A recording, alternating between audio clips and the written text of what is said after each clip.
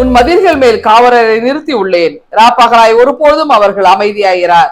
ஏசாயா 62:6. இப்போ தவறாய் நடந்த பிள்ளைங்க இருக்கான்னு வச்சுங்க, பெற்றோர் சிலர்ல கண்டிக்கிறாங்க, பையன் நல்லா இருக்கணும் தான் கண்டிக்கிறாங்க. என் பிள்ளை தவறி போயிடக்கூடாது, வழி மாறி போயிடக்கூடாது, திசை மாறி போயிடக்கூடாது, அழிந்து போயிடக்கூடாதுதான் ஒவ்வொரு பெற்றோர் நினைப்பாங்க. அப்ப பிள்ளைங்க கூடா நட்போட சேர்ந்து சேரக்கூடாதவர்களோட சேர்ந்து தவறான வழியில போகும்போது சிலர்ல கண்டிப்பாங்க.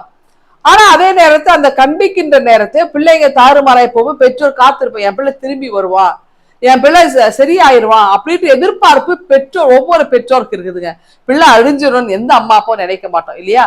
அப்போ உலகத்துல இருக்கிற பெற்றோரே இப்படி இருக்கும்போது நம்மை படைத்த கடவுள் நம்ம மேல எவ்வளவு பாசமா இருப்பார்ல. இஸ்ரேல் மக்கள் கூட பாத்தீங்கன்னா பல நேரம் நன்றி இல்லாம நடந்துகிட்டாங்க. அதாவது அவர் செய்த அற்புதங்களையும் அடையாளம் நல்லா கண்ணார கண்டவங்க, அனுபவித்தவங்க ஒரு கட்டத்துல அவரை மறந்து போயிட்டாங்க. அவரை மறந்து தூரம் அவரை விட்டு விலகி போயிட்டாங்க. அப்போ போகும்போது கடவுளும் இதே போல எதிர்பார்க்கிறார், என் மக்கள் திரும்பி வரணும், என்னை தேடி வருவாங்களா, என்னை நாடி வருவாங்களா அப்படின்னு ஆண்டவர் அப்படியே வழி மேல விழி வைத்து காத்து கொண்டே இருக்கிறார். அப்போ என்ன நடக்குதுன்னா, அதாவது ஒரு பிள்ளைங்க இந்த திசை மாதிரி போற நேரத்துல கடவுள் என்ன பண்ணாரா பார்த்து இறைவாக்கினர்களை, அப்போ தலைவர்களை, அரசர்களை எல்லாம் அவர்கள் நல்வழி நடத்துறதுக்காக ஏற்பாடு செய்யறார். அப்போ அவங்க ஏற்படுத்தின உடனே அவங்க என்ன செய்யறாங்கன்னா, அந்த தலைவர்களும் மக்களை வழி நடத்தாமல் தங்களை தாங்களே அவர்கள் வளர்த்து கொள்ள ஆரம்பிச்சாங்க. மக்கள் மேல அந்த கன்சர்ன் இல்லை, ஒரு கரிசனை இல்லை, மக்கள் சரியான பாதையில வழி நடத்தக்கூடிய தலைவர் அவங்க இல்லை.